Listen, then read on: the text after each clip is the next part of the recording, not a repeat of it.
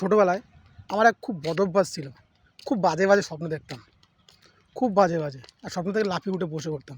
তা হঠাৎ দেখি একদিন আমার মা মারা গেছে। তো লাফ দিয়ে ঘুম থেকে উঠে বসে পড়েছি। বসে পড়ে খুঁজছি মাকে পেয়েছি, একদম ঠান্ডা। এরকম কিছুদিন যাওয়ার পরে তারাও শেয়ানা হয়ে গেছে, বাবা মাও খুব হুঁশিয়ার হয়ে গেছে। একদিন কী করেছে, লুকিয়ে পড়েছে। আমি যে স্বপ্ন থেকে ঘুম থেকে লাফ দিয়ে উঠেছি যে আমার মা মারা গেছে, আমার লুকিয়ে পড়েছে। যাই হোক করে গেল, যাওয়ার পরে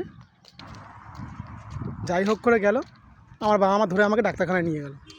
ডাক্তার বলল তেমন কিছু না, ছেলে আপনার ঠিক আছে, ও সারাদিন যেটা ভাবে সেটাই রাত্রেবেলা স্বপ্ন দেখে। এই শোনার পরে বাবা মা তো অন্য ধরনের অন্য রূপে দেখছে আমাকে। আমি তাদের দেখে অবাক। বলে স্বপ্ন কে বাহার মে, তুই আগে বল তুই সারাদিন কী ভাবিস। আমি বলি তেমন কিছু ভাবি না, আমি স্বপ্নে দেখেছি যে তোমরা প্লেনে অ্যাক্সিডেন্ট করে মারা গেছো, প্লেন ক্র্যাশ হয়ে মারা গেছো। আর সেটা সম্ভব নয়, কারণ তোমরা গরিব, ট্রেনের টিকিটই কাটতে পারবে না। এই হলো মেন মূল।